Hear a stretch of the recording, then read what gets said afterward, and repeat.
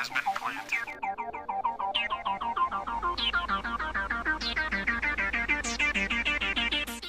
Hey everybody, this is Jake Smith from Ranker Esports with the man, the myth, the legend, Thorin. How are you doing? Yeah, I'm all right. Just finished the major, so chilling out a bit. Yeah, ready for a long week of rest? Decompress. Yeah, so the major as a whole, what are your initial thoughts?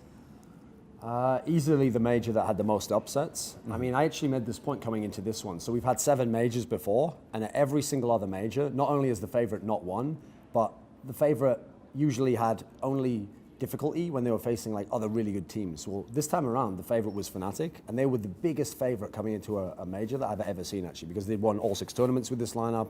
Basically, they only lost if it was a strange format where you would have best of 3s in a group stage. Then they've lost best of 3s there, but they've never lost a playoff match.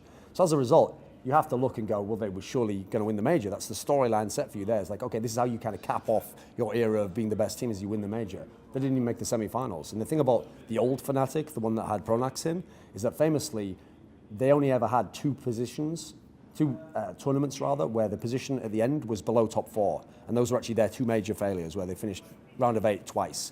Well, this time around, they went out in the round of 8, and they weren't even close in that match. They got absolutely dominated by Astralis, who famously actually is a team that's supposed to choke there. They're supposed to be the team who gives it up when you face the great team. So that's like a huge surprise right there. Then you've got to throw in, for example, I know most people had Team Liquid going out in the group stage. I think every analyst, in fact, had that as their pick. Yeah, and so they not only didn't go out in the group stage, but they made it to the semi-finals, and then were 2 rounds from the finals. So you look at the tournament as a whole. Okay, yes, Luminosity and Na'Vi making that, it's not too ridiculous. You could have seen matchups where that happened. Luminosity winning, though, and in that kind of fashion in the second match, very, very unexpected. The thing about Na'Vi is they'll always be close in a match. Like, they're never just going to like bend over and just get it from anyone. So the fact that the Luminosity guys were able to narrowly beat them like Na'Vi style on the first map and then just run rampage over them, that's something I don't think anyone could expect. So I think, to me, I'll always remember it that way. Yes, Luminosity's win's brilliant, but it was like the major of upsets. Mm-hmm. Yeah, I mean, it's just the matches as a whole, some of them blowouts, some of them super close, but one match in particular we have to talk about because it's the first NA major, Liquid versus Luminosity. What do you think happened? I mean, the most obvious answer is, first and foremost, let's go like personnel-wise. So, okay, as a joke, I said like, oh, Adren was really bad in that series. He wasn't good. Certainly, he was nowhere near the form he had against Fnatic and the CLG series, but he wasn't expected to be a star. He's not supposed to be a star player. He's supposed to be the support player. He's not the in-game leader anymore. He's not the primary AWPer. So actually, he doesn't have that much responsibility on him. He's not the guy who's going to decide if you win or lose the series. The guy in terms of personnel on Team Liquid, who for the whole major was almost non-existent, was Nitro. And he's actually the guy where before they got simple, I thought he was the best player in Team Liquid. He was really good. The team was sort of built around him, putting him in the comfortable spots, and he never had any of that impact. And it's not like in the past where I've seen him have bad games, but it's because he didn't have his synergy with Elige. Like when Elige went off is when Nitro started to get really good. Elige was doing fine. You can't blame it on that. You can't say, oh, he was just left there out on his own.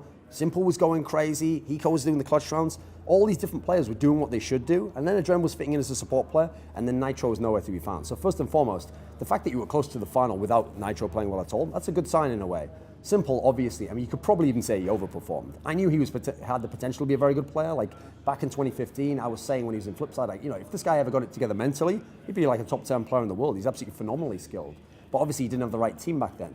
I still don't know if it's the right team now, because you still see him getting angry, you still see him sometimes getting frustrated, but his play was phenomenal. So I think it was his play, first and foremost, that put them in position to maybe go there, because, I mean, you saw some of his T-side AWPing.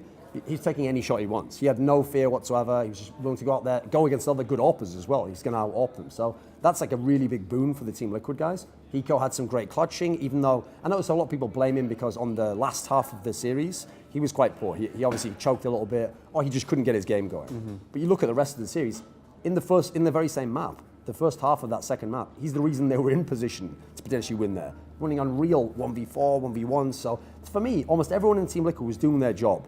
It wasn't always totally cohesive, but if everyone does their job in their own separate way, sometimes you connect, you're going to be a good team and you're going to have chances. The very fact that Luminosity won the tournament and you were that close to beating them, yeah, it says a lot about Luminosity's mental strength, certainly, but it also shows Team Liquid, it wasn't just some fluke run. Like, it's not like they just got a couple of rounds lucky. They were a legit team at this tournament, I think. So then the one thing that everyone has been talking about are the fans here at the Nationwide Arena. What was that like for you, being involved with just such a crazy group of people? Sure. I mean, the atmosphere was very exciting. The thing about that sort of an atmosphere, I think personally, is what you're supposed to do is just enjoy like the sound, kind of the vibe. You know, that's why it's called atmosphere. You're not supposed to focus too much on what people are saying. Like, for example, at football stadiums where people would be like, it was an incredible atmosphere, 80,000 people. If you actually listen to what they're saying, some of the chants that they say in football are quite idiotic, or someone who's actually a part of that massive noise might be just going, you suck, you're terrible. So actually, if you listen to any sporting crowd, a lot of them would sound like idiots. But the whole thing is, if you focus too much on like the whole nationalistic thing of like, wow, they're chanting USA for Team Liquid, or that's a bit jingoistic. Yeah, okay, but it's cool that they had that atmosphere in the first place. In a way, it's like a good problem to have. And if you go to any big stadium where the home team is playing, you're going to have that problem anyway. It's just a human nature thing. So to me, it's like taking the first step of being in a big environment like that and having a really cool atmosphere. That's where we're at right now. Maybe in the future, every fan who comes here, it won't be their first event, or they won't only support North American teams. Maybe in the future, there'll be as many Luminosity fans here as there's Team Liquid fans, and then we'll have an even scenario like that. But to get there, you can see how the step is. First of all, you have to have home fans. You have to have people who care about the game here. And if you give them someone to cheer for, that's obviously a great way to do that. So I think overall, ignore some of the minor negatives, and the positive was overwhelming. I mean, there's very few stadiums you'll ever see in a Counter-Strike setting where people are going that crazy and they really think it can happen. They're into the game, and you saw the fans were crushed when the game lost. So it mattered that much to them. Granted, the loss was a soul-crushing loss. Sure. So the super quick last question, we're kind of asking everyone this more fun. The infamous Reddit question, would you rather fight 100 duck-sized horses or one horse-sized duck?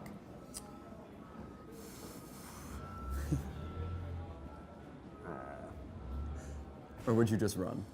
I mean, the problem with that scenario is it just says you fight them. It doesn't say that you have to kill them. It's so true. I would just fight one horse-sized duck, probably die, and then they'd go, what a courageous man he must have been to fight something that huge. Anyone could just like start kicking a little duck's head off.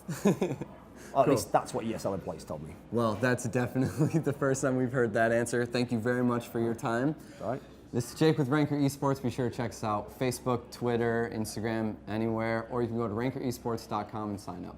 Thank you very much. Sign up at rankeresports.com to get ranked, build a team, and find events. Ranker, play together, win together.